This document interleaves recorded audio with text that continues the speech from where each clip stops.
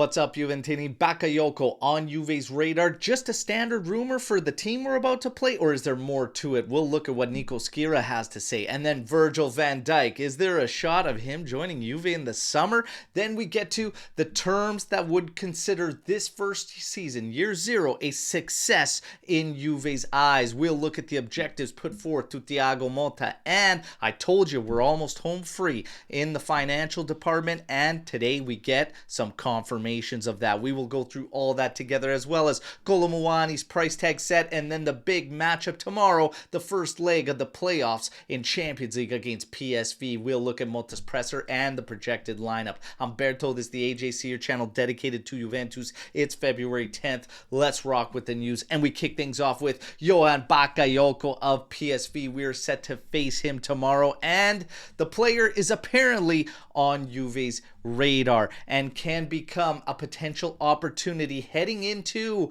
his final contract year, and this being the last summer window for PSV to find a deal. Is this just your typical rumors when Juve is about to play a team and then we hear about players on that other roster that we have had interest in? Maybe, but Nico Schira says otherwise, going as far to say that Juve made a move towards Bakayoko this past June, and the reason they backed off was the price tag at 50 million euros. Now, of course, about to go on to a final contract year. If he does not want to remain at PSV, if there is interest from clubs abroad, he could be enticed, and that could be a better opportunity at a better price for Juve to strike. So Bakayoko, your thoughts on the player, hit me in the comments. Now we get to Virgil van Dijk and a shot at joining Juve. Well, everyone knows the deal. 33-year-old defender, not gonna most likely renew where he's at and could hit free agency. Will Juve strike? At the player's age, we know what Giuntoli's doing financially, and would the contract wage even be strong enough to entice this guy?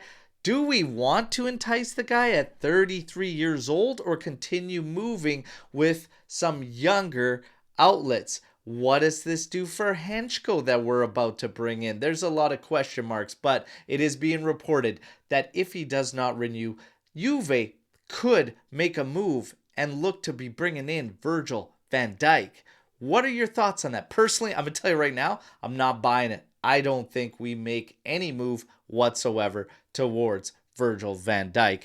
Now, we get to Kolo Muani, who's been red hot. Apparently, his price tag is set, and it is 50 to 55 million euros. Now, this would make a lot of sense, and the reason is because we've been hearing for a while now from Mirko Di Natale and more journalists that what Juve would be looking to propose is a 1-year loan in full at season's end with a purchase price around 40 to 45 million euros. That actually is pretty close, so this price tag could be accurate. Now, we get to Juventus in terms of this season, Thiago Motta, the objectives that have been laid forward, and what our terms of considering successful this year would be, and that is top 4 and round of 16 in Champions League. That is our objectives to consider this year a success in terms of the plan overall of what we're trying to achieve in 3 years for this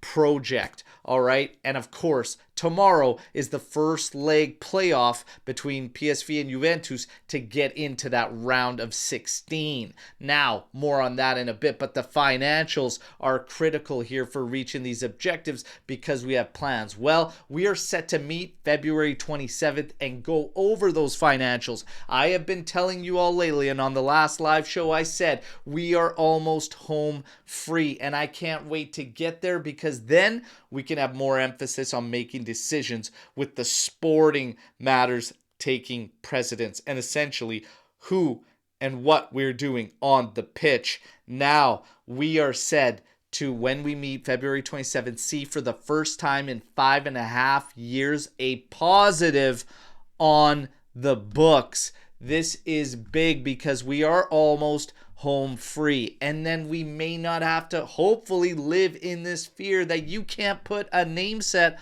on the back of a kit, because this guy's going to be dished out quicker than you can even get that kit printed. So I hope that that is what we see February 27th, because we will be that much closer to home free. Whatever we think about certain moves that have been done up until now, they've obviously had the game plan of doing this, and this is what I've tried to highlight over the past several weeks. We got to get home free so that we can move forward and then have more stability and lock in on guys and actually have real pillars. But this is a good sign, a big positive one. All right, now we get to the matchup tomorrow. A lot of question marks around this game. You know where to be. We're going to be live 8:30 a.m. Eastern time, getting you hyped up for it. And there is a Champions League watch along. Now, Cope Miners, it is being reported he could be on the bench to start this game. Thuram expected to get back into the starting 11. And Luiz expected to get a start. For Cambiasso, well, Thiago Motta, he tackles it in his pre-match presser, and he had this to say: we've got an important challenge. PSV gave us difficulties despite the scoreline the first time around in the league phase of Champions League. He says there are no excuses despite only 3 days off in between matches from Como, but Como showed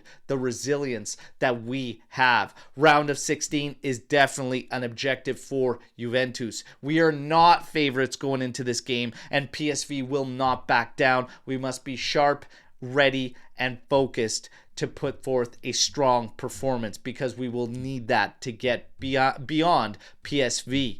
Vlahovic is well, and he is motivated and determined. I have no issues with Dusan Vlahovic. And Cambiasso, he is out. And so is Kalulu. And for Kalulu's time frame, we are looking at early March to see Pierre Kalulu return. Your projected lineup is as follows: Di Gregorio, Weah, Gatti, Vega, Savona, Luiz, Locatelli, Thuram, with Nico Gonzalez, Kolo Muani, and Yildiz up top. It's being listed as a classic 4-3-3.